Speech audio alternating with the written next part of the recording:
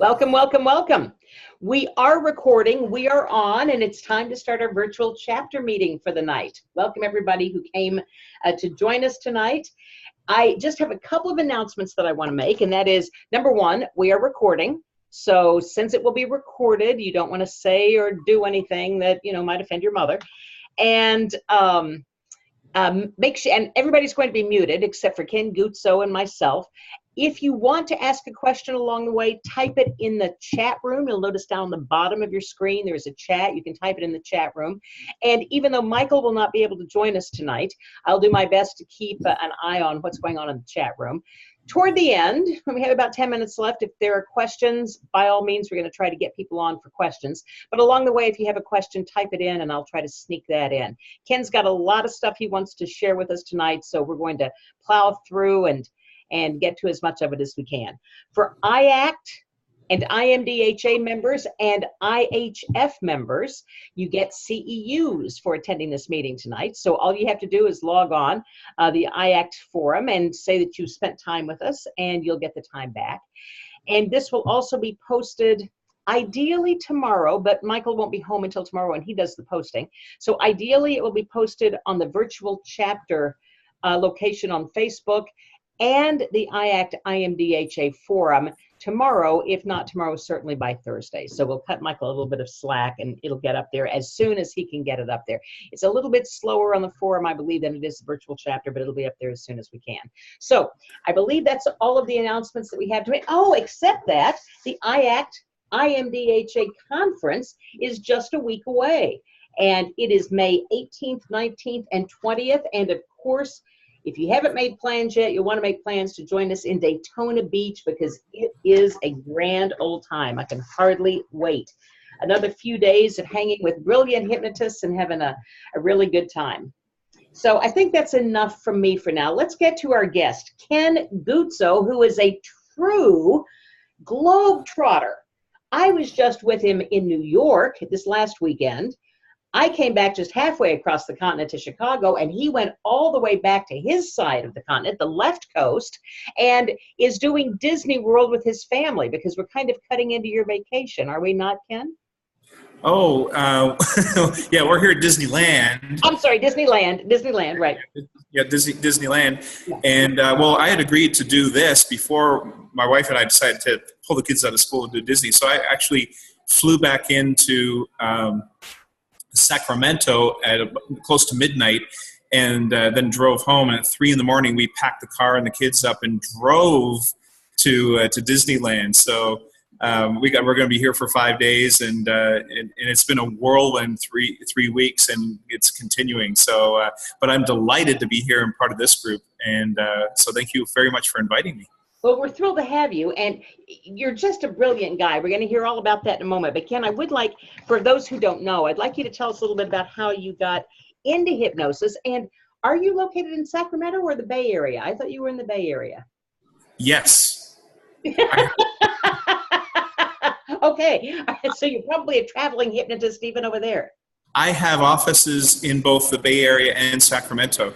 So I opened the Bay Area Non-Smoking Center back in 2006, and I've helped nearly 6,000 people stop smoking in the Bay Area. That's kind of where I kind of made my reputation. I decided to specialize and just really hone that skill.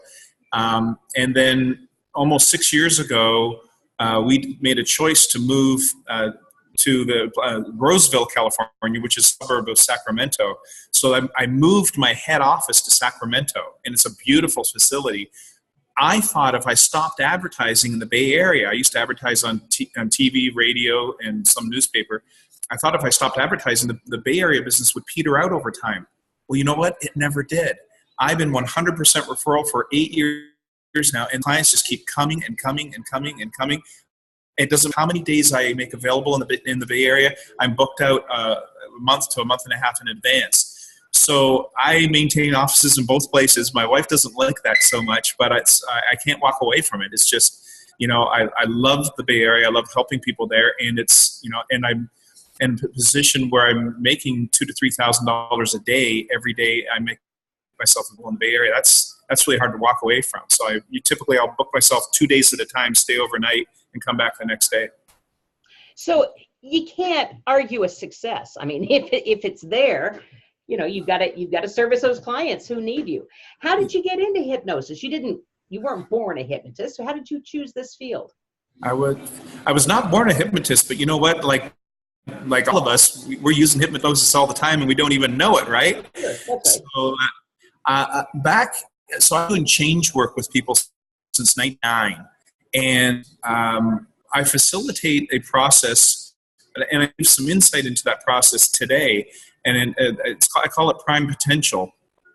And I've been doing one-on-one work parallel to my business career. So I was helping people, but I was also had a high-paying, six-figure position in downtown San Francisco in the technology sector as a sales manager, sales trainer. And a colleague of mine heard about a stop smoking process that was supposed to be very effective. So 9 of us went down to LA and got certified in this program. And at the time, I wasn't particularly interested in being a hypnotist or working with smokers. But I wanted to see what caused this process to be so successful, to see if I could extract it and apply it to other things. That's kind of my MO. I like to parachute into a disaster and get it all fixed up and humming and running, within a few months, and then leave once it's running. So what happened was, I took this course, and it was a 5-day course, and the first day of the course was read this script really fast. That was my hypnosis training. And the other 4 marketing techniques that were not very good at all. That company went out of business 6 months after I took the course. But fortunately, what happened for me, I had a couple of angels in Cabo, Mexico. The 2 days after I took the training, I'm sitting by the pool. I'm just kind of going over my notes. I'm listening to some audio. And this woman sitting by me at the pool said, "What are you doing?" I said, "I took a course on smoking cessation, and I'm just going over my notes while it's fresh in my mind." And the next day, another woman comes running up to me at the all-inclusive buffet and says, I'm from Perth, Australia. I understand you can help people quit smoking. My husband and I really want to quit smoking. Please, please, please. We would pay you. I realize you're on vacation, but it means so much to us, and we really, really want to stop smoking." And I'm like, "Oh, God. All right. Well, I'll see you at 9. I'll see your husband at 10. Tomorrow I'll sign some paperwork under your hotel room doors, and we'll do it." And so they paid me $300 each, which was $600, and she could only take out pesos. So I handed my wife 600 pesos and said, "Go buy some souvenirs." Well, those people, both of them, have been non-smokers for 12 years now. And every year on my birthday and on their birthday, we're Facebook friends, and I get another message. "It's been 9 years. It's been 10 years. You saved lives. Thank you, Ken." And I redirect that back to them saying, "Hey, you're the one doing this." But it's so beautifully heartwarming. What was a wonderful thing was it caused me to put into practice what I had learned, and before the skill set atrophied, and it caused me actually to think on my feet, because one thing that was pretty important about this was I decided to, my wife was pregnant with our daughter, our first child at the time, and I decided I didn't want to be spending all my time, 12, 14 hours a day, commuting back and forth into the city. I wanted to be there and not miss all the magical moments. So I didn't come into hypnosis for the money. I came in for the freedom. And you need to make a lot of money to have the freedom. But my focus was about freedom and having the time to do what I want, where I want, when I want. And so I opened the Bay Area Non-Smoking Center. I've been helping people quit smoking, but for the first 4 years, I worked in complete isolation. I took the single course and never met another hypnotist for the first 4 years. All I did was help people become non-smokers, and I took what I learned, and then I perfected it. Well, I improved upon it dramatically. I understood some NLP, and so I said, well, that's kind of not a strong suggestion. That's a negative suggestion. Why don't we restructure this? And then I brought in a neurological tapping process that I pulled different pieces from all different places, and this just went through the roof. So I was addressing the problem not just in the mind with the hypnosis, but in the nervous system, in the body. As a matter of fact, my smokers already know that they're non-smokers before they ever sit in the chair for the hypnosis. So it's a very powerful experience for them, very moving. Probably 75% of my clients are in tears during their session. Beautiful, wonderful, passionate, just with the understanding that they're free. The gig is up. So that's kind of in a nutshell, my story of how I got involved in hypnosis. And so when you moved to Sacramento, is it still a smoking specific clinic, or do you do other things in Sacramento at your clinic there? Oh, ever since I've been 100% referral, I'll see people for anything. I really recommend that, so many people, they on their business cards, they got everything, I do this and this and this and this.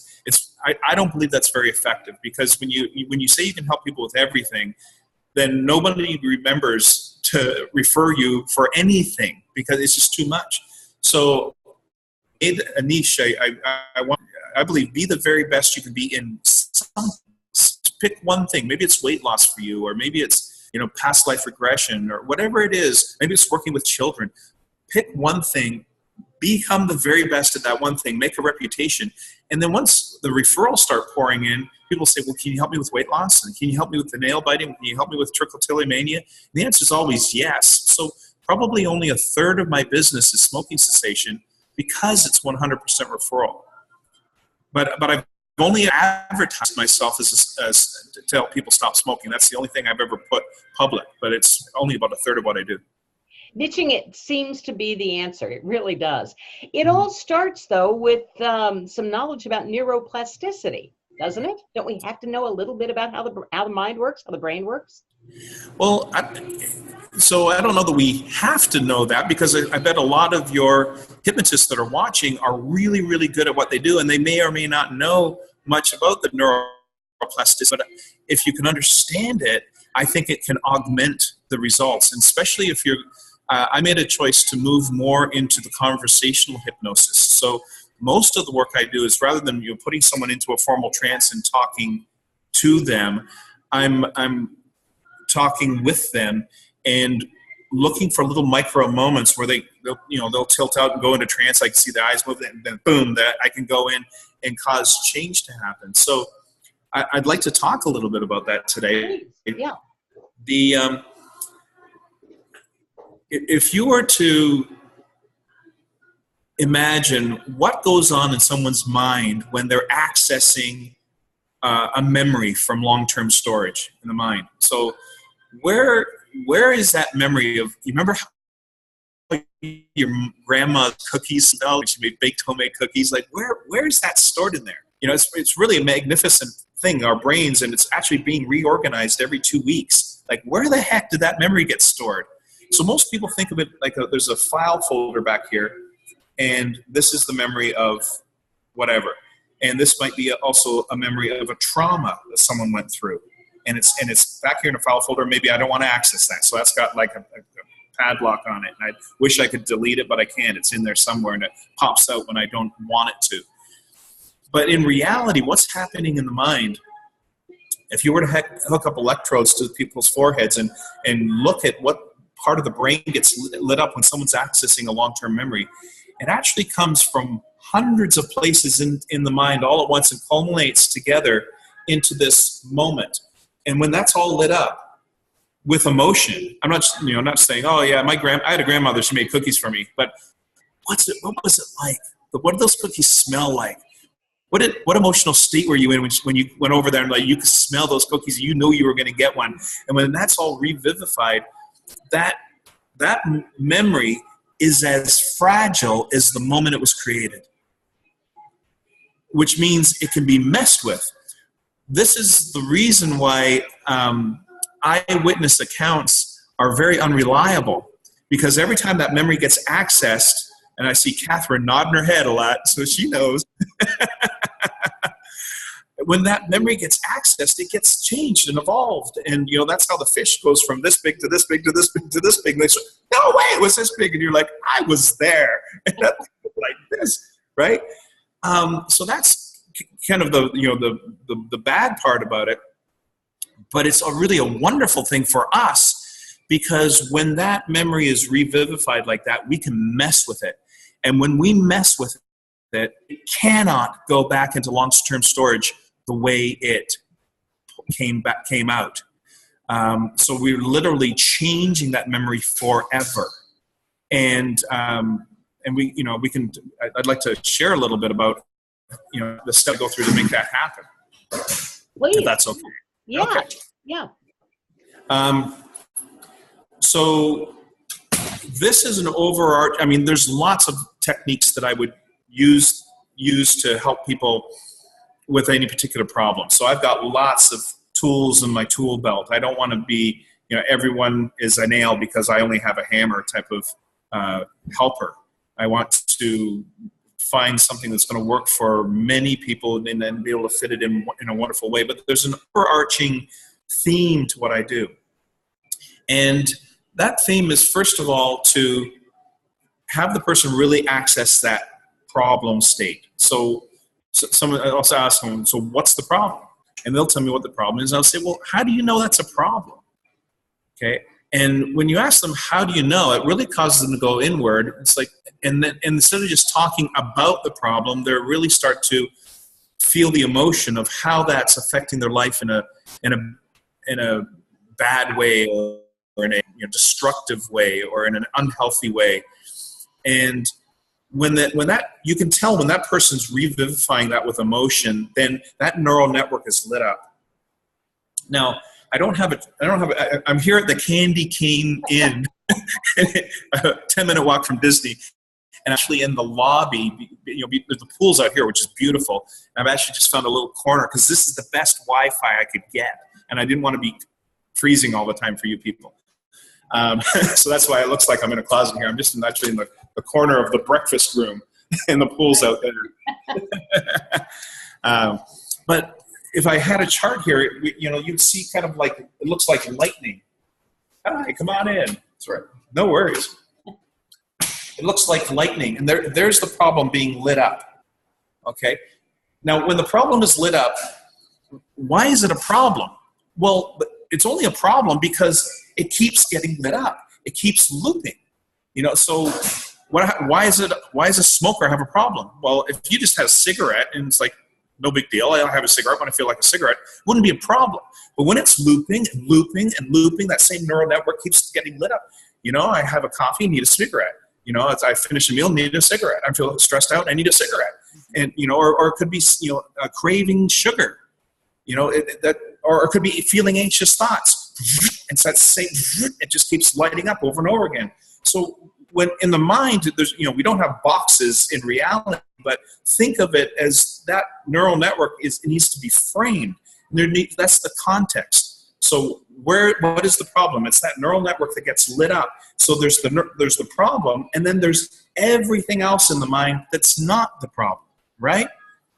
So the problem is when that keeps getting looped up and looped up, there's no context anymore because that problem feels like it's right here in your face. It feels huge. Mm-hmm. So that we lose context, we lose perspective. It just feels anxious. It feels unstoppable. I feel so small compared to my problem that I cannot change. I cannot overcome. So that's kind of the bad news. So we want to light up that problem so we can mess with it. So once we have that problem vivified and we've got a context, and it's really important, no matter what change work you're doing with people, what's really crucial, and a lot of hypnotists miss this step, is they kind of gloss over the problem. It's like, oh, okay, well, you're a smoker. Okay, you got a problem. You crave sweets. But if you don't have that problem clearly defined, then you're going to start messing with it. It's going to pop up over here. You go, oh, then you try to fix it over here. It's going to pop up over here. It'll become, it's nebulous, and it's the mind is very smart. You start trying to mess with it without context, it's going to just shift it, move it over here, move it over here, move it over there. So I spend a lot of time with my clients just really understanding. I never ask why questions. I ask a lot of how is that a problem? What does it feel like? But if you ask a why question, they're going to take you off on a tangent and give you a story that may or may not have any truth to it at all. So why do you drink? Why are you an alcoholic? Well, my father did this and my mother did this, and it helps me relax. And it's that reason. It's that justification of it all. Exactly. It becomes justification. So watch out for the why questions. They will not get you anywhere good. But the other questions are really good to create that context. So once we got that lit up, now we've got everything that's not that. I want to light up something else simultaneously in the mind. So, Catherine, are you trying to talk to us? She's raising her hand. Would you like to take questions? Do you want to? It just looked like she was very animated there. I just wondering if she okay, she sounds like she's good. Okay, we will take questions later. Okay.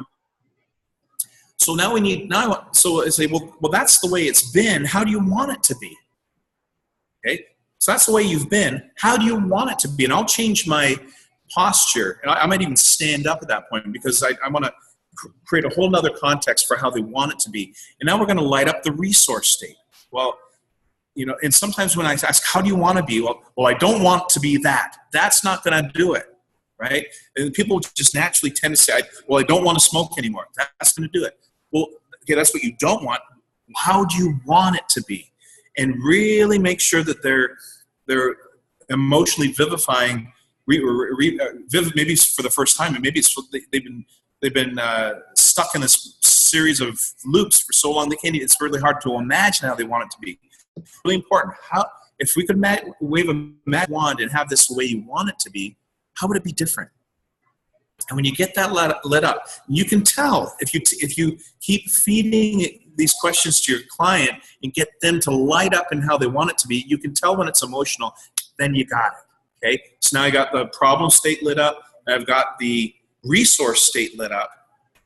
And now what I'm going to do is I'm going to use some conversational hypnosis techniques, to put them into another place, which I learned from John Overdurf, he's a brilliant man. If you don't know him, he's a wonderful hypnotist and neuro-linguistic programmer. But just lighting up another part of the mind that's never been lit up before, asking a question, we put them up into what we call the void. That's like off the map. So it's like, well, who would you be when you're not doing this now? And they say, what? I say, who wouldn't you be when you aren't doing this now? And you can see their eyelids flipping, and they just went into trance. Absolutely, yeah. Yeah, they're in overload, they're in trance, and they're literally, their mind is going to a place it's never gone to before. And in about 5 to 10 seconds, they'll come back into their body and ask them, how do you feel right now in your body? And for the most part, what I hear is, I feel calm, I feel peaceful. I say, isn't that interesting? Because we live in a society that doesn't honor confusion.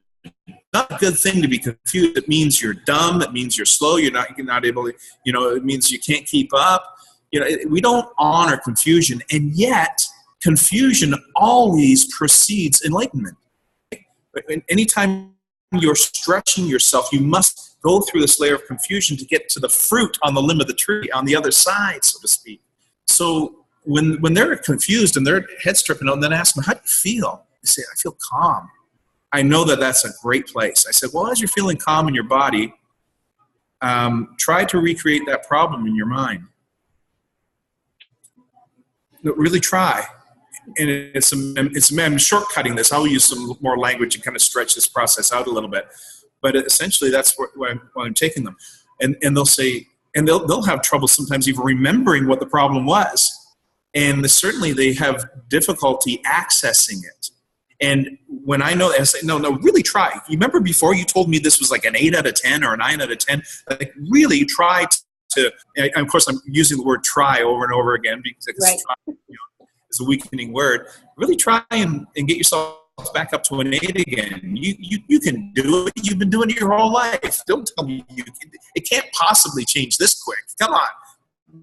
Make me earn my money here. Come on. Get it back to where it was. And they're like, it's like a 2 or a 1. Or sometimes they'll say, it's just not there anymore. I said, well, where is it? And they'll say, it's gone. So we light up the problem state, then we light up the resource state, and then we send them up into confusion. You know what? That context is now changed to include all the possibilities of anything that includes what is not that problem. And that's going to go back into long-term storage permanently changed. They cannot access the problem in the same way they did before. It is permanently messed with, and it goes back into long-term storage. Boom. And obviously, I'm oversimplifying this, but not necessarily by much. This can be done in just a few minutes sometimes.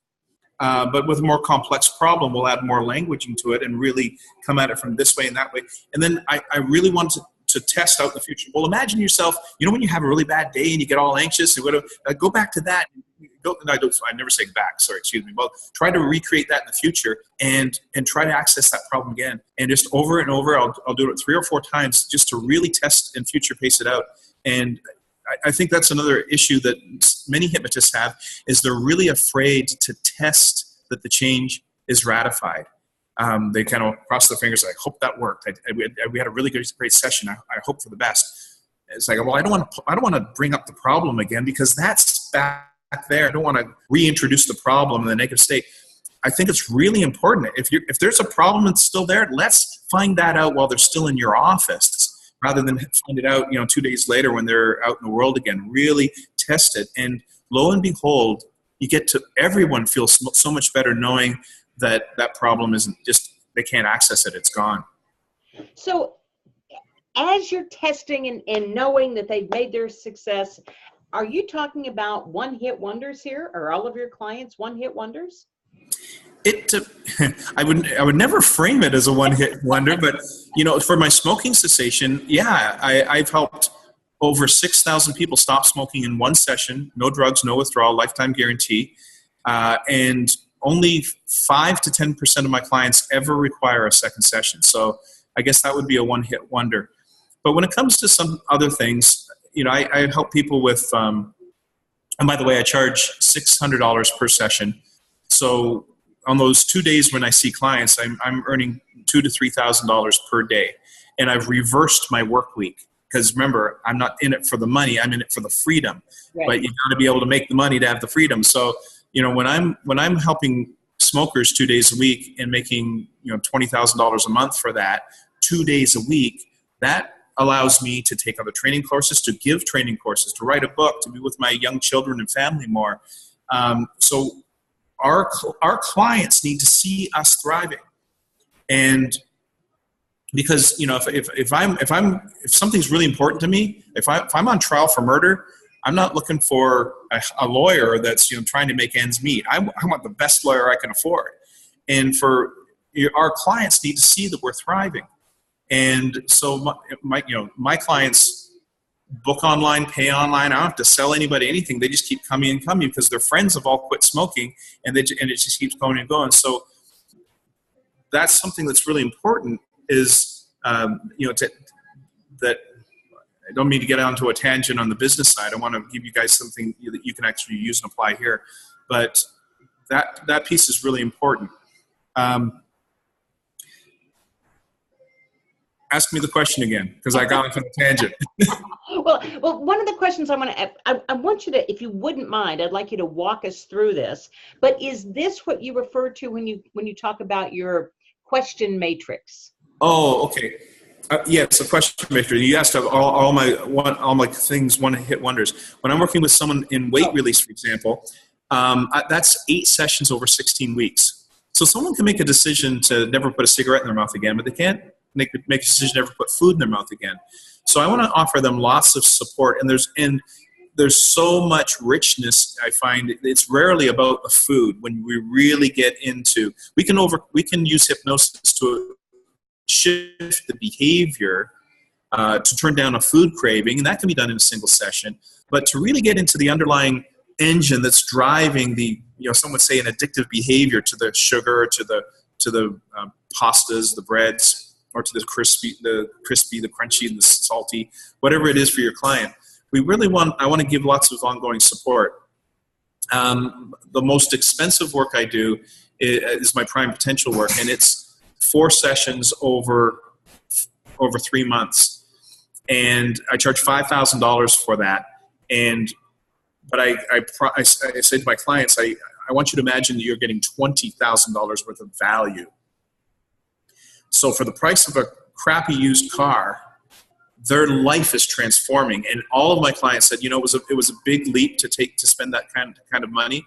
But afterward, almost all of them made that money back. It's amazing how even a painter said, I got a painting job that I never would have got before because I would have been triggered by that particular client and not wanted to work with them, or I never would have had the confidence to step up in a certain way. So all of them have made the money back like that because their whole lives have transformed. Maybe they came to see me to stop drinking. Well, that happened in the first session. And then now we're like, well, what do you want to create in that vacuum? And their lives are just humming. Their relationships are more authentic. So when you can help clients authentically shift their lives in such beautiful ways, the money becomes a non-issue. It's literally, it's the price of a crappy used car, and their life is transformed. So that's other things that I do in multiple sessions. So it's kind of across the board. Let me jump back to this weight loss, because that's the one that sounded to me as if it was the longest one that you do over several sessions.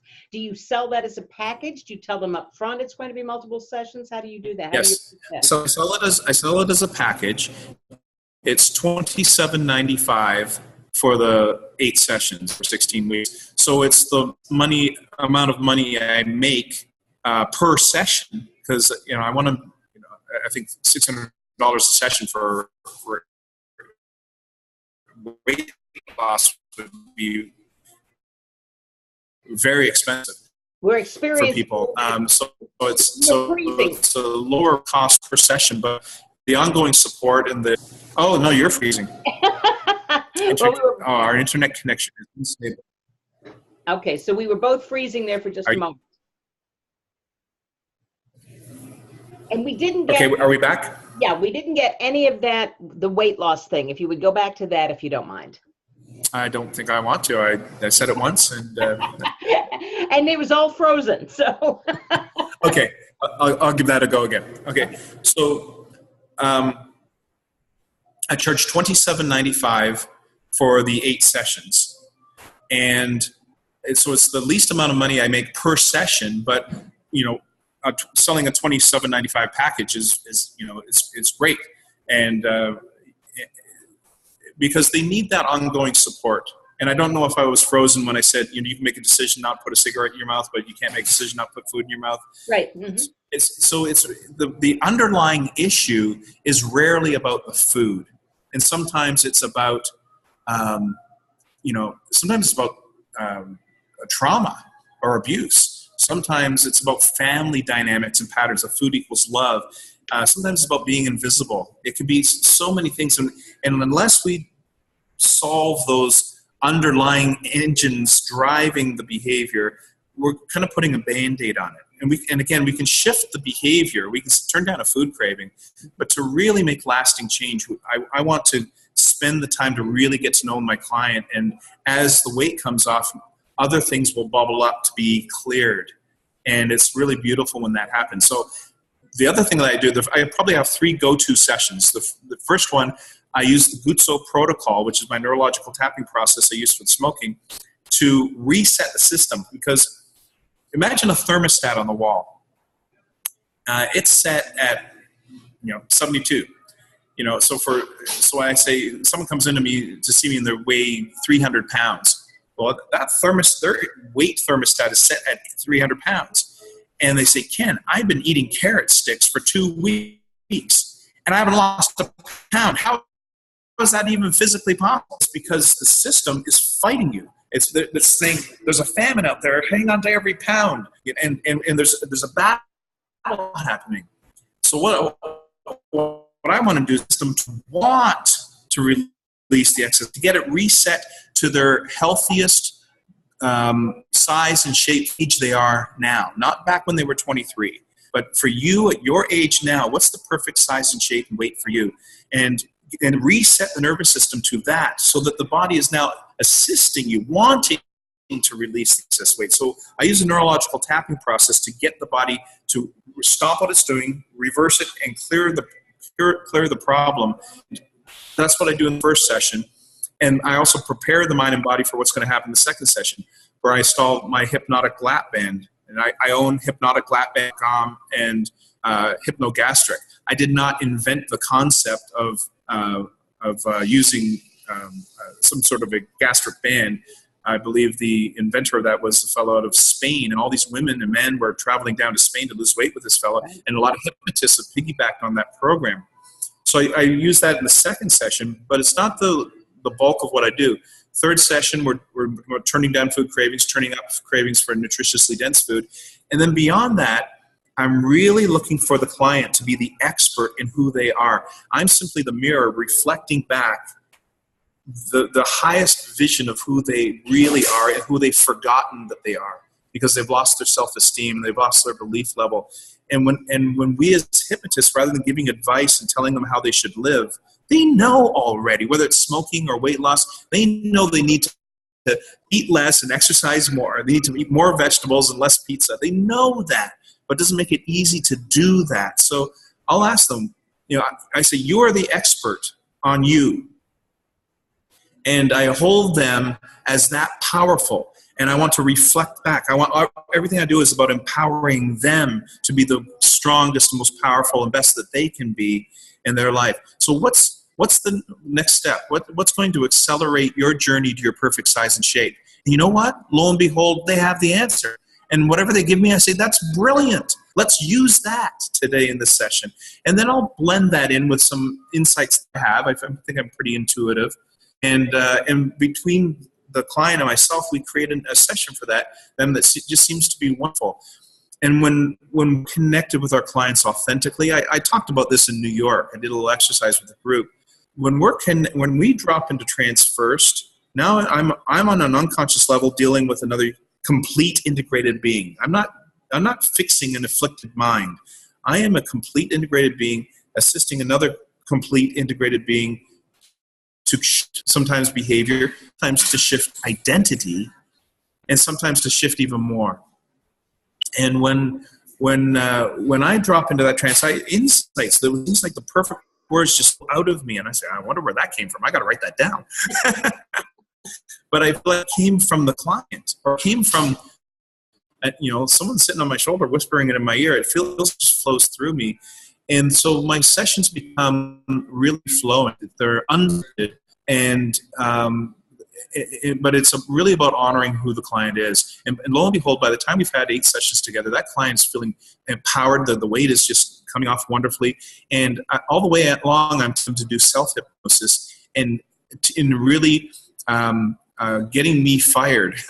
I'm training them to not be dependent on me, but to be out in the world without me, so that they can do self-hypnosis on themselves. And that's my goal, is to have them feeling empowered and independent.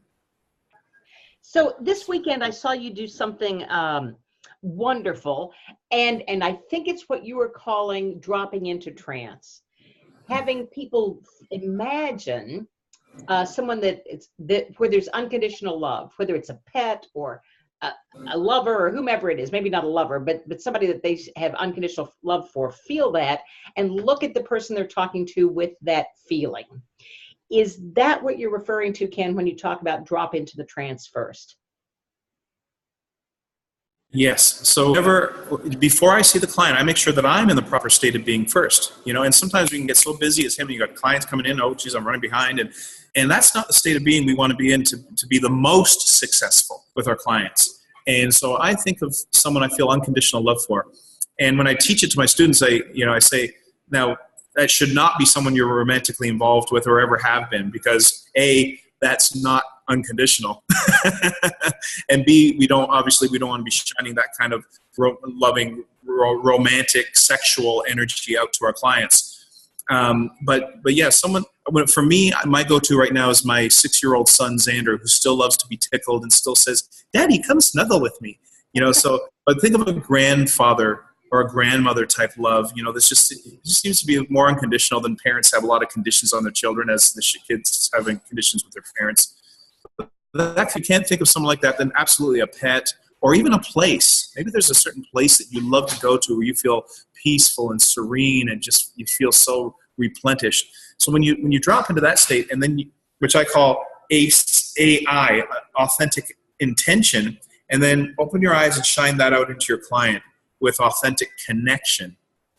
And when you're shining that unconditional love into your client, it's impossible to judge them as a smoker or as an overweight person, a weight loss client. You're connecting with them on a whole being level. And you know what happens? The client drops into trance. The critical faculty naturally melts away, and the trance has begun just by shining that. In my students who are becoming certified hypnotists, I'll do a little exercise. I'll just call someone up. Never been hypnotized, doesn't think they can be hypnotized, and I'll just shine that out, looking straight into their eyes with no technique whatsoever. And within a few moments, the eyes start bobbing, and boom, and they're, I'm giving them a little bit, that's right, along the way. But other than that, I'm just allowing them, and then lo and behold, they drop into trance. So look at that, no technique at all, just connecting authentically. The critical faculty naturally falls away. Oh, this is my grandpa. I feel safe with this person. I can trust this person. I don't have to guard against this person. Critical faculty melts away. That you have trance.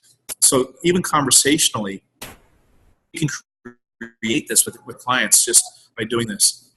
And when you're looking at them with that unconditional love, you have to be seeing, inherently almost, have to be seeing them at their goals, seeing them as successful. Do you not? Absolutely. Because you're seeing that the problem is the temporary. That's like, identifying someone with the suit they're wearing. It's like, oh, you're a Hugo Boss, aren't you? And, which is funny that you say that, because a lot of people identify with me with my shirts, the people that don't know me. But when people get to know me, then it's like that's just dressing. It's not who I am, and they know that. And certainly the clients know that. And when we're, it's amazing when I started getting testimonials from my clients, how many of them told me in the testimonial, I never realized how important this was to all of them, but it was a theme that I never felt judged by Ken. I never felt like a bad person because I was a smoker. Well, it never occurred to me to judge them for that, because that was the problem that they were there to get rid of. That's not who they are. However, it blew me away that was so important to them. It never occurred to me. So this is really a crucial thing we need to be doing with our clients. And don't you think that they're judging themselves? So it's just a foreign place to be unjudged. Absolutely. They already beat themselves up more than you ever could, right? And they all know what they're doing is wrong. That's why they came to see you. So I just want to honor the being. So let's get down to some of the nitty gritty then. The okay. Conversational structure, I think we're understanding. The question matrix, is that the nitty gritty? Is that your protocol? Is that what we're going to?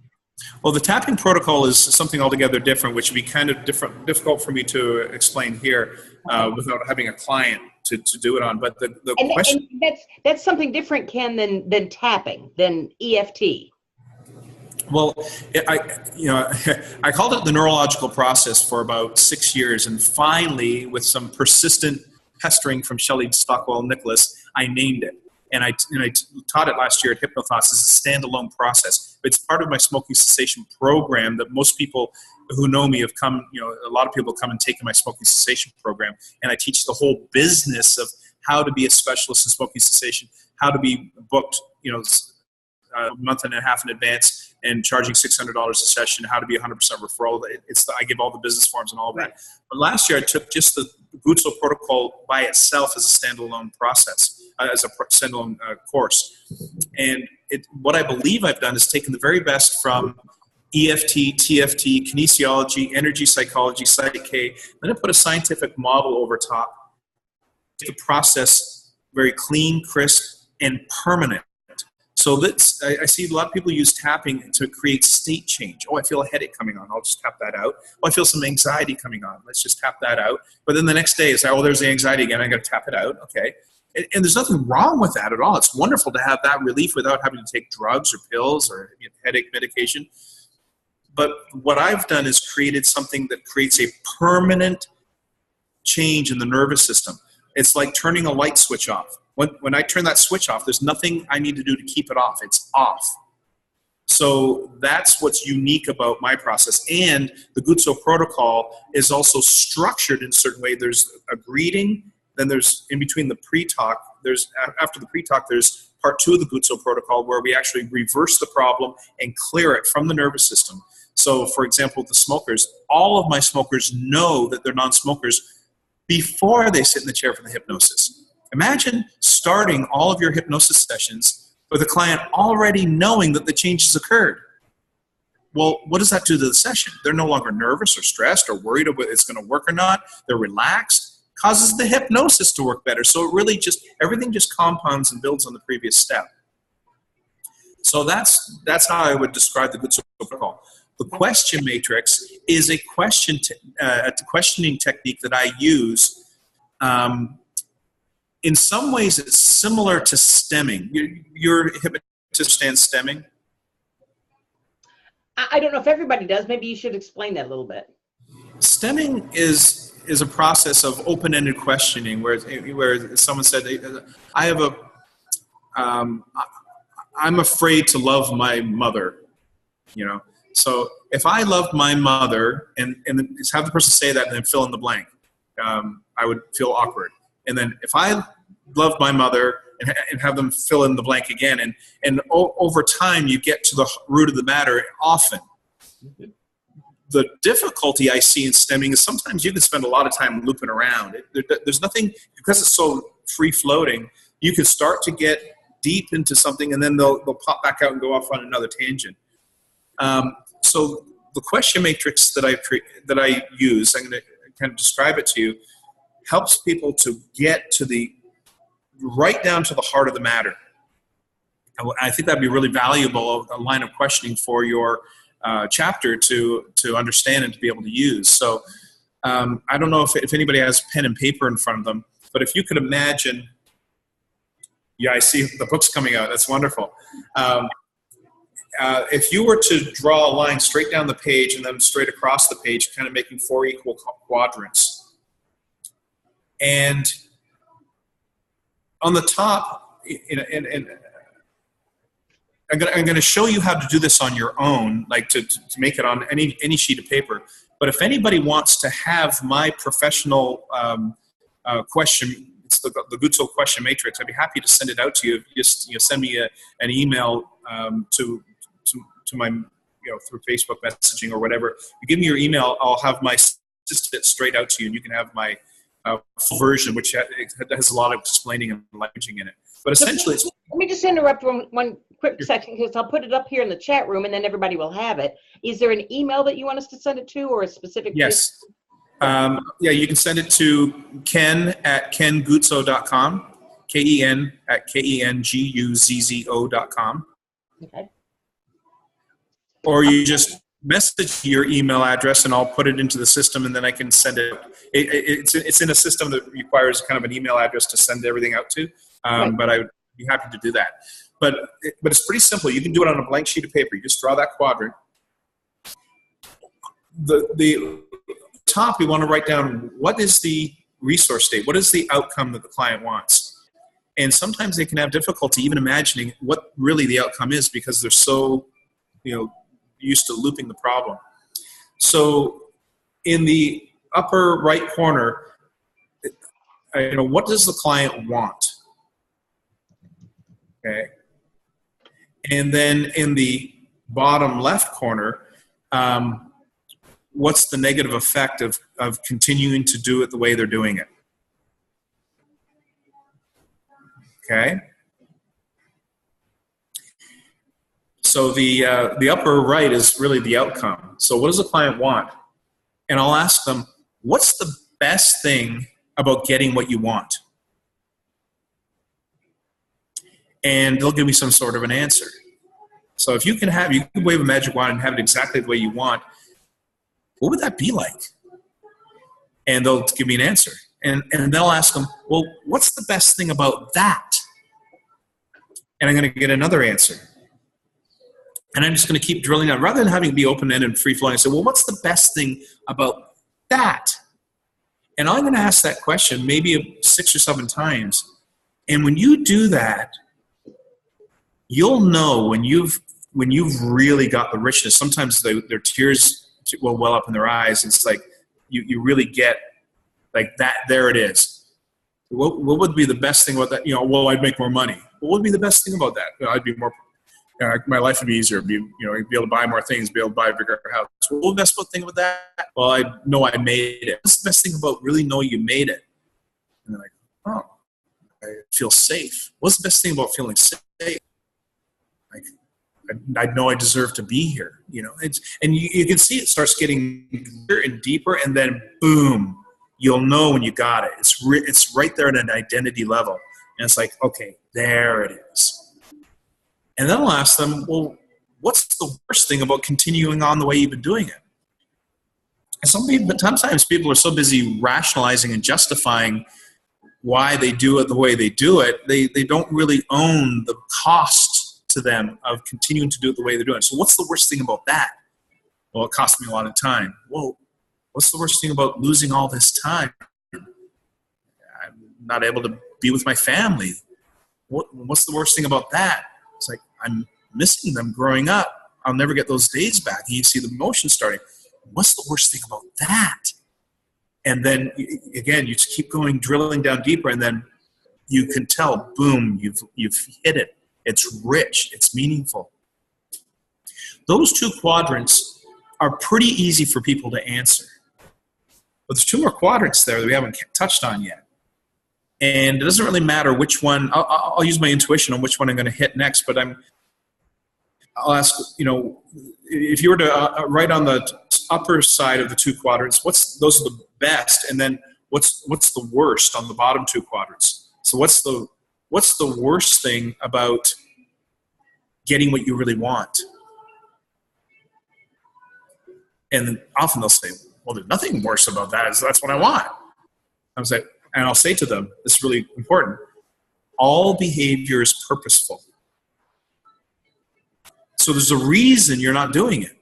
And it may not be logical or rational, but there's, to our conscious mind, but to the unconscious mind, there certainly is. So what would be the worst thing about actually having what you want? And maybe it's, I'm afraid of losing it.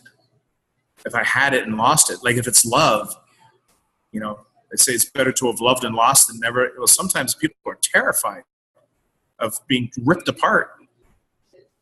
So we're gonna understand what we call the governor. Like sometimes you rent a vehicle, they'll put a governor on it so you can't hit that gas fully to make sure you're abusing the tractor or even a rental car. Sometimes the higher end cars have a governor, so you're not remember that Ferrari all the way up.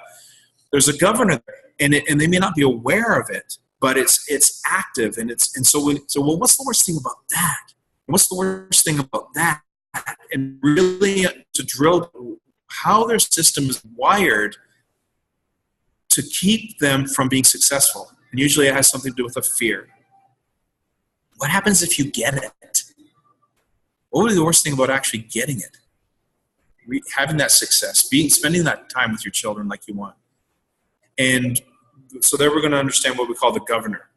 The upper left quadrant, what would be the best thing? What's the best thing about continuing to not get it? And again, sometimes that could be really difficult for them to get their mind around. Well, there's nothing good about that. It's horrible.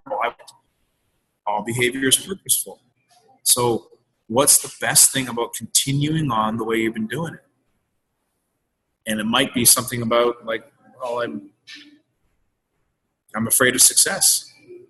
I'm afraid that I'd lose my friendships. My wife, I might have to leave people behind that I'd feel very uncomfortable about leaving behind.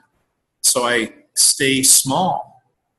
So and it may or may not be true. It might be true, but it might not be either. But they've got it wired. That's the important thing, is they've got it wired that for some way that holds them. Sorry. What's the best thing about not getting what they want, right? Sorry. So the governor is being afraid. The upper left quadrant is really about secondary gain, isn't it? What's the secondary gain for continuing on the problem? I get to be the life of the party. My drinking makes me relax. It makes me social. It makes me fun. smoking is a stimulant. It keeps me, I can go further. Or the cocaine, it just, I can get more done. It makes me more successful at what I do. Well, that's the story they've told. So when you've got these all lit up in the person's mind, and we got them all drilled down to their real identity level, meaningful answers, now you can get what I call the tilt. So let me just get this straight. You've got this wired that if you really got what you want, you'd be totally alone. And by keeping on with this program that's not working for you clearly, that gives you freedom, really? And you can just watch them tilt. And then you got them. Because the system has had such a death grip on keeping that behavior in place, because we have, over time, we built this constructed identity, and the constructed identity promises, hey, if you keep on doing it the way you've been doing it, I'm going to keep you from that thing you're afraid of, or that thing, that uncomfortable feeling you don't want to feel. And it's promising and promising and promising, but it rarely ultimately delivers. There's payoffs along the way for sure, or they wouldn't keep doing it. Again, all behavior is purposeful. But ultimately, the promise is not giving them an authentic joy or sense of self. And often, when people are running these operating systems, it's exhausting. Like, I just keep dishing it out and dishing it out.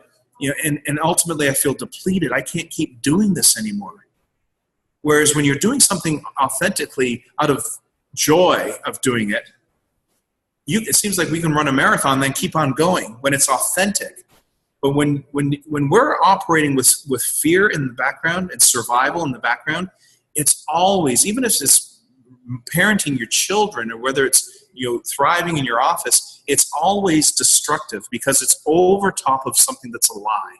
When you're operating over top of a lie, it doesn't matter what you do.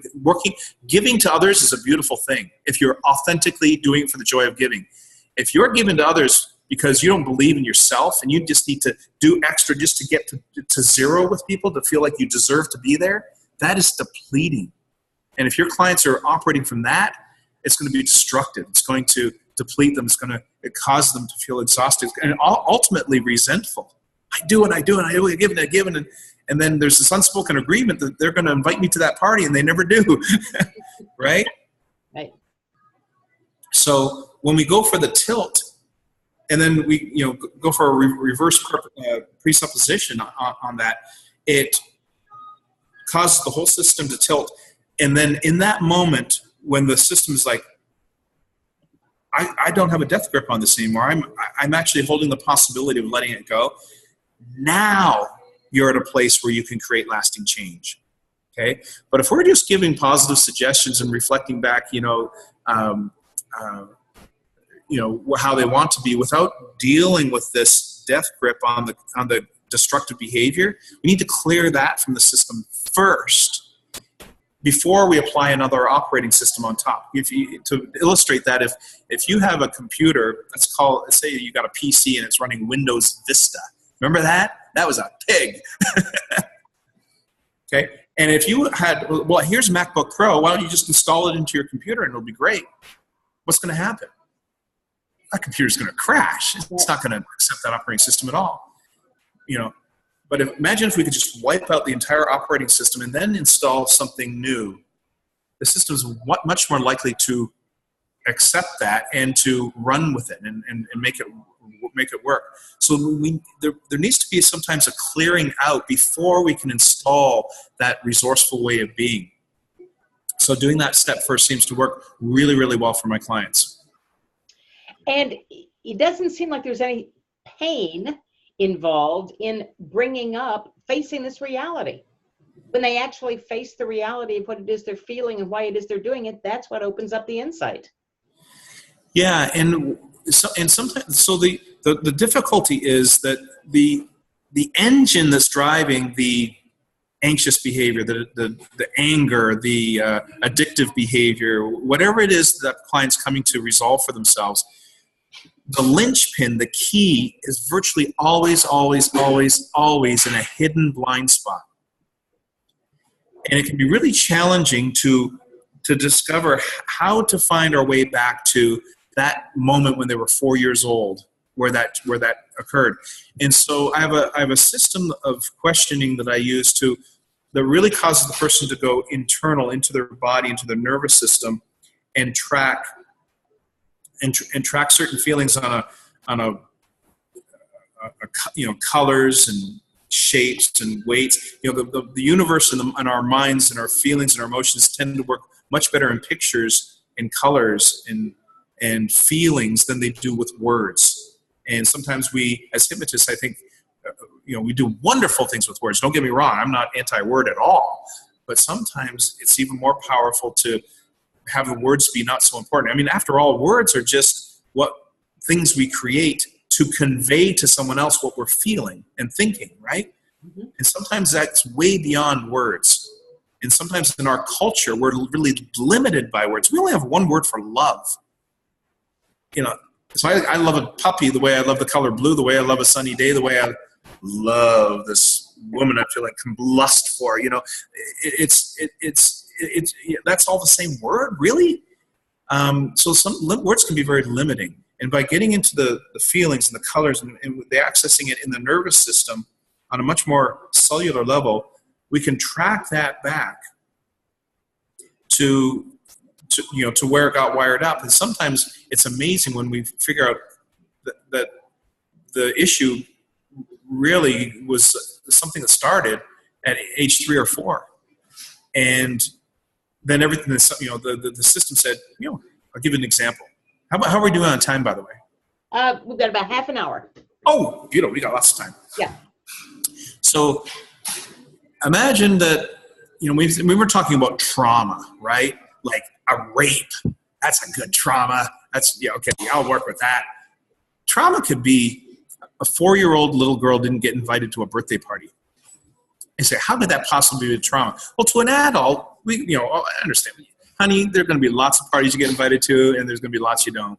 We can rationalize that away. But to that 4-year-old, in that moment, that was the biggest disappointment of her entire life. Well, how is that 4-year-old little girl going to respond to that trauma? And there's lots of ways. She could say, well, you know what? I'm going to make people like me. I'm going to be so nice to people. I'm going to be a people pleaser. And they're going to be obligated to invite me because I'm going to be so kind and wonderful to them that I'll get invited to all the parties. Another little girl, same situation, might say, well, you know what?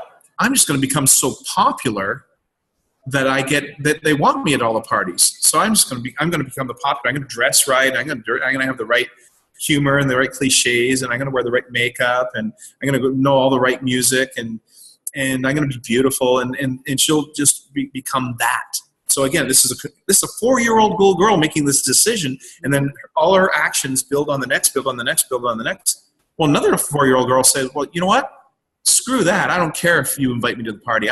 You know what? You could invite me to the party. I probably won't even come. So I'm just going to say, screw you to the world, and invite me if you want, but I don't care. I probably won't come, and I'm just going to make it so unimportant. And I'm going to reject you before you even have a chance to reject me. And there's limitless ways that little girl could respond. Or the little girl could say, oh, I didn't get invited to that party. Oh, well. And it doesn't become an issue. But then she's not in your office. The little one who made that decision didn't grow up to end up in the office. Correct. She might have another kind of trauma. This is not that one. Right? But it's amazing how these constructed identities start getting built. And then we get a pattern. And Michael Watson is in New York. I see you just joined us. Hey, Michael. Hey. Out in the city. Are you heading to the show? Can we unmute Michael? Yes, I will unmute Michael. As soon as I can find him. There he is. Hey, Michael, we can hear you now. What are you doing tonight? We're just coming home from Kinky Boots.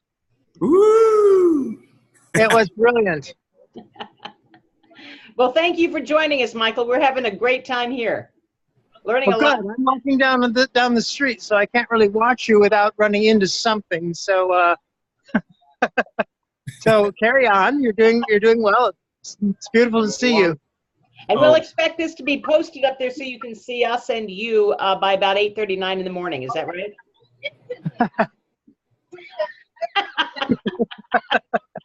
I already said we'd catch a little bit of slack this week. You guys have fun. Well, looks like you're having a wonderful time out in the city. We're having a wonderful time. Oh, awesome. Yeah. So, carry on. Thank you. I think I will. Sharing New York with us. All right. Ken, right back to you. I'm going to mute our fearless leader, and we're right back to you. Okay. So coming to you from Disneyland, we've gone from New York all the way back to Disneyland. Okay. All right. That goofy hat. Okay. So here's how I structure my lines of questioning. This is a piece of this is kind of the conversational hypnosis aspect to my prime potential work. Okay. And what I'll do is just imagine 3 circles, one on the left, one in the middle, and one on the right. And I kind of put those circles spatially on the floor in front of my clients. The first circle out in front is what I call victim. And that's where they're really feeling the pain of the problem. So I can't stop drinking, or my relationship isn't working because my wife is this and my wife is that. We've all had times, you understand what I'm talking about, where you just feel that victim energy. Mm-hmm. And I'll have them say, so when you decided to come see me, if you think back recently to when you really felt that victim energy the worst, when was that? And I said, oh, that was 2 weeks ago. Or maybe that was the day I called you.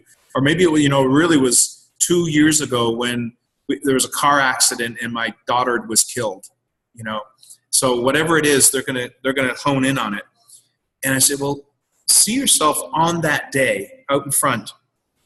And when you got that clear, I asked them to stand up, step into that, and go back in time and become that again. And when they step into it, I can see their whole physiology change. And say, how open does your heart feel in this place? I say, it feels closed, feels shriveled. I said, well, how worthy do you feel in this place? I feel unworthy. How lovable do you feel? I feel completely worthless, unlovable. How loving do you feel? I feel disconnected. I feel alone and lost. If you could give the energy in this place a color, what would the color be? It's black. It's dark. And what does the energy feel like? Does it have a weight to it? Is it light or is it heavy? It's a burden. It's on my shoulders and it's crushing me. It's like, okay, now if you could kind of create a metaphor for this place, it feels like what? Finish the sentence. It feels like I'm in a dungeon and I'm locked and I can't get out. It feels like I'm rolling this boulder up a mountain and it keeps on rolling back on me. They'll give a metaphor for it. You can really feel what that feels like. That sometimes it's just sometimes when someone you ask a question, the person's trying to come up with an answer. They say, it feels like, and they'll give you an answer. The answer, listen, watch the body. The body will always answer first, and the body will never lie. When they say, and I say, that's it, that energy. And they say, yeah, that's exactly, you understand. I'm like, yeah, I do. Feel that. I feel the cost of living with that. And you've been trying to get rid of it and it doesn't work, right? So ultimately I'm going to go, what's the earliest in your life you can ever imagine that you're carrying? This is not the first time you felt this, is it? You say, oh no. Well, what's the earliest you can imagine ever feeling this black, heavy energy? And sometimes they'll give me an answer when they're 14, and that's rarely the earliest. Right. But I'll say, well, let's go back. Wherever they see me, okay, let's go back to 14. Is this heavy energy there? And they'll say, yeah, it is. Well, what's going on here? B14. Notice the furniture in the room. Notice who you're with. It's the B14, or maybe it's 7. Notice how tall you are relative to the furniture and the people around you. Like B7. Look up, look around. What's happening? and they'll describe what's happening. I says, is this black energy here? And they'll say, yes. And I'll just keep taking them back until it's not there anymore. And sometimes people say, it's in the womb. Like they brought it with them. And I'll keep going back. I've had people who are devout Christians, and they'll take me back to 3 lifetimes ago, which I find fascinating. And what I also find fascinating is they'll describe the exact same thing as my other clients. They're so consistent. Really caused me to shift my thinking on that. And it doesn't matter to me whether it was actually a past life or whether they're tapping into some universal energy. There's something about another person's life that resonates with them in this life, or whether it's their imagination, or whether it's something stored in their DNA and they're actually accessing an ancestor's memory. Like, it doesn't matter to me. I don't have to have anyone believe a certain ideology, and I sure as heck don't know for sure. But what I do know is when we access the heart of the issue where it originated, and we clear it from that place all the way up to now, the whole timeline, the whole victim energy clears from the nervous system. When it clears at this level, it's gone. And I use a proprietary process to actually clear it, which I'm not going to get into for this. Again, it'd be hard to explain, and it's, but there's a lot of value line of questioning that I use. So right now we're not clearing anything. We're just mapping it out. Okay. So that's the victim energy. And then I'll have them sit down, shake that all off, that you did a great job, and say, now, what do you do to keep from feeling that? Because to that person, to their nervous system, that black heavy energy equals death. I'll ask them, what if this was all there was to feel and there was nothing else?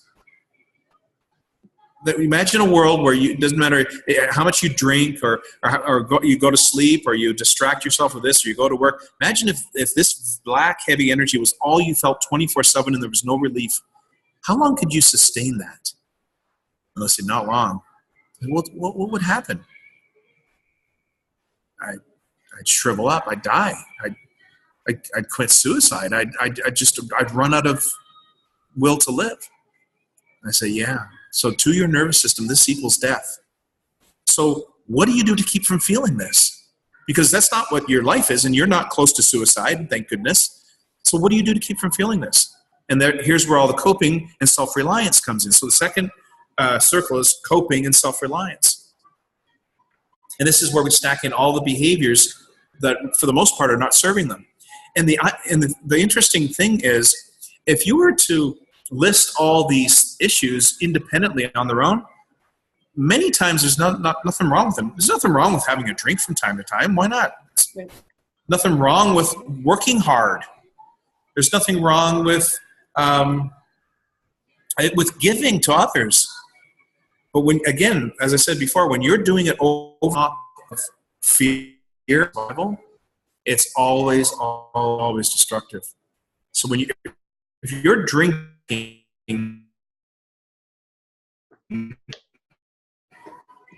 to not feel something else, just going out and enjoying a drink, that's about numbing and closing down and shutting off. Okay. I hope I'm not freezing because I'm hearing that my internet connection isn't stable. Am I okay? You were freezing just for a moment, but you're back. Okay, good.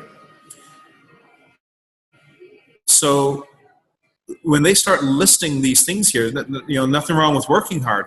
But if you're working so hard because you're afraid that if you let your guard down for a minute, the whole house of cards is going to collapse in on you, that's destructive. It's depleting. It's harmful to you. And you go around to all the coping behaviors, you'll find that these things independently on their own may not seem that bad, but put them together with fear and survival, it is driving them in a horrible way. So I have them step into that and say, what's the energy of that? What color is it? What does it feel like? How busy is this energy? And then here's the key question I'll ask here. How much energy does it take to run all this? And I'll say, oh my God, it takes all my energy. It takes probably 80% of my energy. Yeah. So you got 20% left to live, to thrive and to live your life. Like you only have 100% of your energy. So if you're spending 80 or 90% doing this, where's the room to thrive and to get all those authentic things you want? They say it's not. So your unconscious mind, your ego, because constructed identity is always from a place of ego, promised that if you did all these things, it was going to give you what you wanted. How's that working out for you? And they'll say, it's not working. Yeah. And then I'll start playing with them. It's like, well, maybe you just haven't been doing it long enough. 40 years is not really a long time in the scheme of things. Maybe if you just did this for another 10 years, it'll start working. And I'll laugh, right? And they'll say, oh, hell no, I don't even think I can do this for another 10 years. I don't think I can do this for another year. I said, oh, well, maybe you just haven't been doing it good enough. Maybe if you drank twice as much and you got twice as angry and, you cheated on your wife twice as often, maybe then it'll start working. And when something shifts in them, they start to realize the ridiculousness of this program that they've been running all these years. The program that they've had a death grip on, this is the best you've come up with in 52 years of life? Seriously? Really? And they'll go, oh my God. And you can see the shift happening in them. It's like, this is ridiculous. But they need, it's not, talking to them consciously is not going to do it. They need to feel it in their nervous system. And there's just something that happens. You go, this is never going to work, is it? No. Okay. Sit down. I say, now, to your nervous system, you got two choices. Because if you stop doing all this coping, you're left with this victim energy, which you just told me equals death. So either sit in the victim energy, that black stuff, or do all this other stuff. That's the only two choices you have. If you can't do this anymore, you're going to die. And they're like baffled, like, well, how do we find our way out of this? How do I change it? I don't know what to do. For me personally, when I did this work with myself, I was really struggling in my marriage. We were newly married. My wife's a very strong personality. She's a firstborn and she's a driver, and and I'm, and so we were like doing power struggle. And in my perspective, my issue was my wife would just keep crossing my boundary into my business. Don't tell me how to drive. I've been driving when we met at 36 years old, I've been driving 36 years without you. Just fine. Don't tell me how to drive. And she said, don't tell me how to do this. Look, you're in my business. And I was like, I will never give you the satisfaction of winning when you cross my boundary. I will stand firm and protect my manhood and protect my space to my last breath. And I resent you because I don't like fighting. I hate fighting. So why are you making me defend myself? Now I'm resentful that you're making me fight when I don't even want to fight in the first place. But in my mind, there were two choices.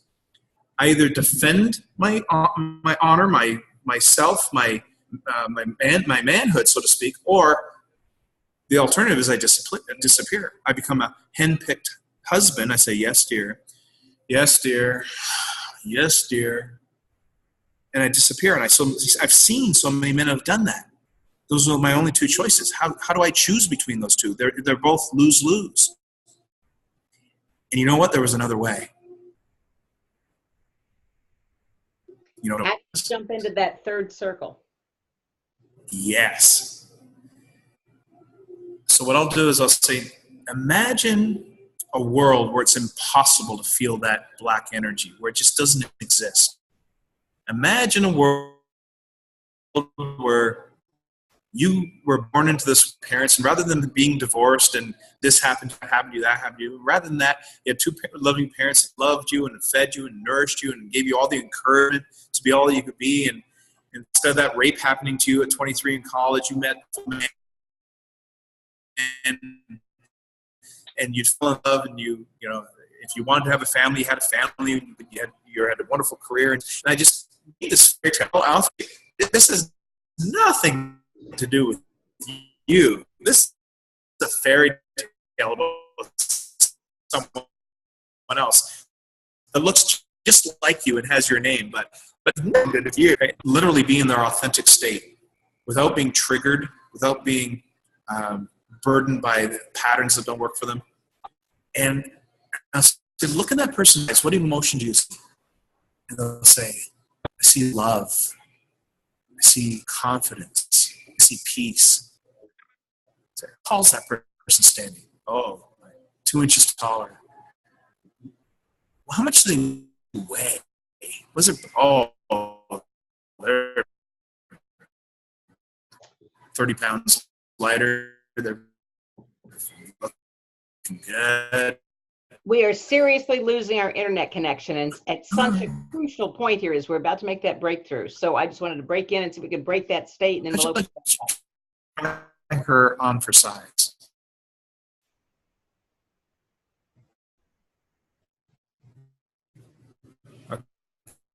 Okay, am I back? I seem to be frozen. There we go. I am unfrozen, but you're not back yet. Talk, man. You froze. So I guess I'm not back.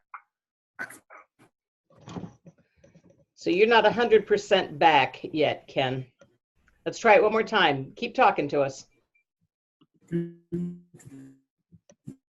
I've even lost your picture now. I see Jackie nodding, so everybody seems to have lost the picture. No! Francis points out Ken got carried away to the perfect world. We seem to have lost our connection with him entirely at this point. Oh, there he is. All right. Oh, we've got him here. Yeah, I see you, Ken. All right. There. Okay. Sorry about that. I had to go on a trip. I'm back. I know. It was pointed out that we lost you to the perfect world. Okay.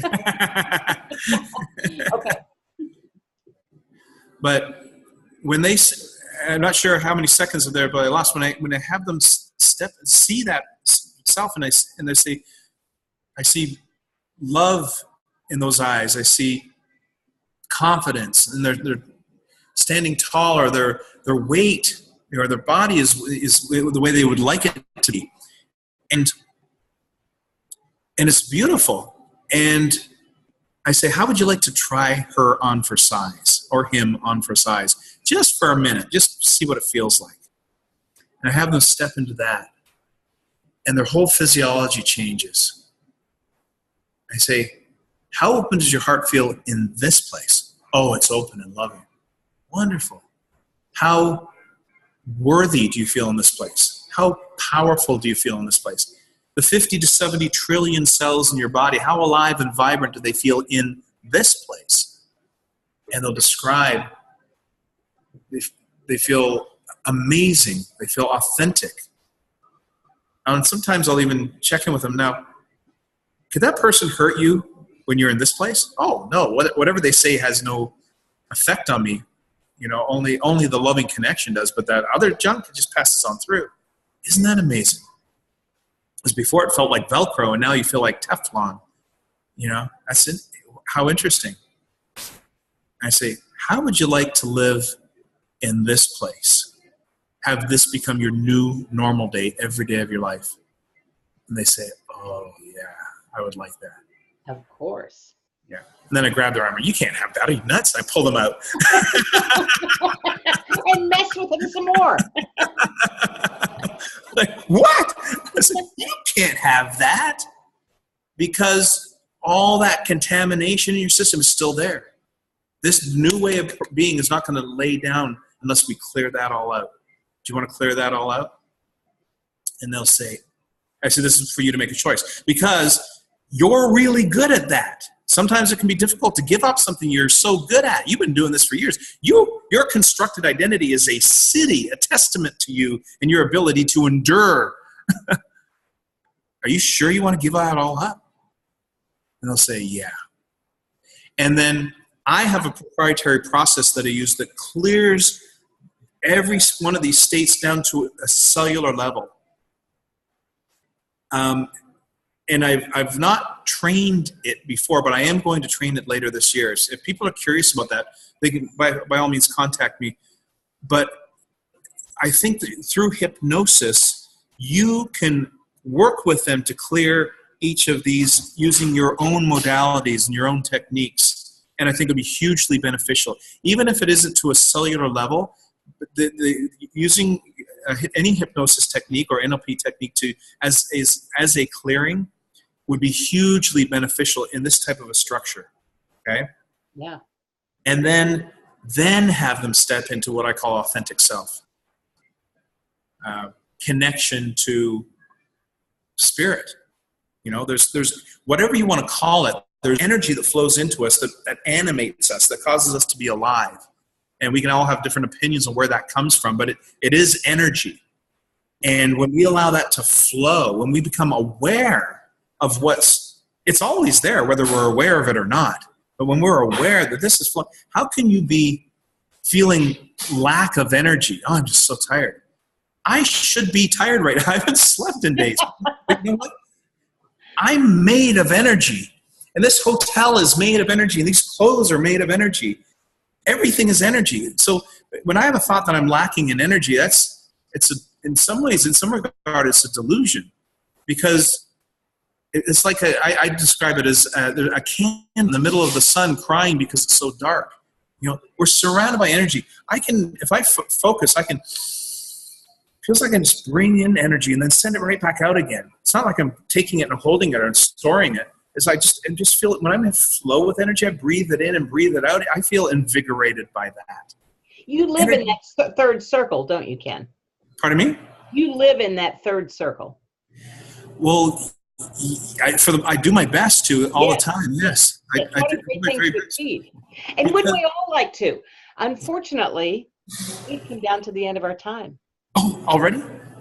I know. It goes so fast, doesn't it? We have maybe 2 minutes, and I want to be sure that I put up here, if anybody has a question, please ask it right now, because we've got Ken for about 2 more minutes. There's one question here, Ken, that is from Francis about when do you do your pre-talk?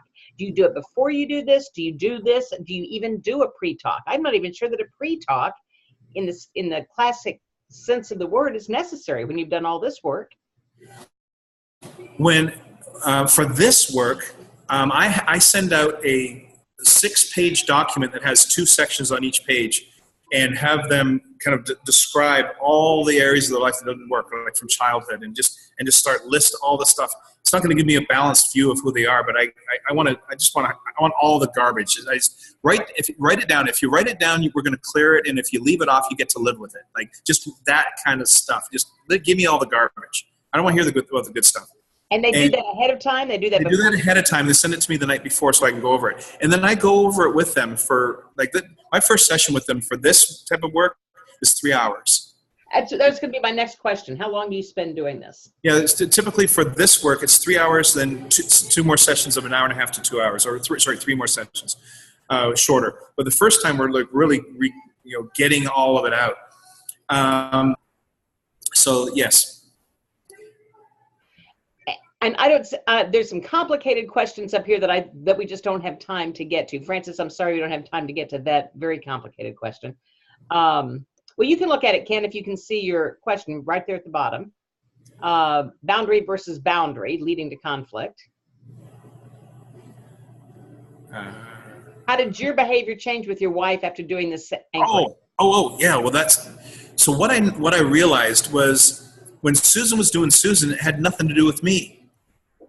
It wasn't me, and I didn't have to respond to it in any way. So all of a sudden, I didn't feel obligated to defend my wall. It's like, oh, there's Susan doing Susan again. And she just looked at me, not responding. She goes, well, what are you going to do about it? And I said, nothing. And I smile. And it's like, I'm not going to fight with her about it, and I'm not going to do anything about it either. But I didn't have to do anything. And it was like, well, you're not fighting with me. You're not going to do this. And it was amazing when I got off my wall and stopped defending it, then she stopped attacking it. And she transformed. She didn't do the work that I did. I did it all myself. And you know what? She transformed at the same time. And our relationship at that time transformed. And it's like, you know what? I feel ready to have kids now. And, because you changed the dance. The dance changed. Yeah, absolutely. You changed the dance. When you don't, if everybody keeps stepping in the same way, the dance stays the same. But you quit responding, and the dance had to change. That's right. And now Susan is an evolved person, and she's improving herself in all her own ways. And, maybe I'm feeling stuck in something else. But as far as my issue about me feeling that, I transformed and she transformed. And then maybe she'll make some improvement in her life, and that will cause me to improve in my life. That's how a relationship works. You either bring out the best in each other or bring out the worst in each other, right? And Ken, because you have been with us tonight, I think we've all transformed us a little bit. Bringing out the best in all of us. What I would like to do is thank you very much for joining us and say, I'm so sorry that we've run out of time. Thank you from the bottom of my heart for joining us from Disneyland on your vacation. Thank your wife and your kids for doing without you for just a bit. There's that goofy hat again. And I want to do what we always do, which is open up all the mics so that we can give you the proper send-off that you deserve. Everybody gets to say thank you very much, and let you know that this will be posted. The replay will be posted tomorrow or Thursday, as the case may be, on the virtual chapter or on the IMDHA, IACT IMDHA forum. So be sure you look for that. Ken Guzzo, thank you very much. It's Ken at kenguzzo.com, GUZZO.com. And thank you so much. You've just been wonderful. Everybody is unmuted. Tell Ken how much you appreciated him. Thank you. Thank you. Thank you. I learned Thank a you, lot. Ken. Thanks Appreciate so it. much for joining us, you guys. Thoughts. I'm sure a lot of people will be in touch, and Michael's there. Give him a big send-off, Michael. Well, yeah, thanks so much. It was wonderful what I could hear, and I'm just thrilled that you were able to do this tonight. And thanks again, awfully much. Thanks for popping in. Everybody, thanks for joining us. We'll see you second Tuesday of every month for the virtual chapter. You can join us on virtual chapter on Facebook. And if you spent time with us tonight, which of course you did, go to IACT or IMDHA or IHF and get your CE. Ken, thank you very much. I hope you got value out of today. That was my intention. Lots of value. Lots of value. We love you very much. Good night, everybody. We'll see you soon. Next second Tuesday next month, if not sooner. The IACT IMDHA conference, May 18th, 19th, and 20th. We'd love to see you in Daytona Beach. Adios. Good night. Have a good night, everyone. Good night, everyone. Hasta la vista, baby.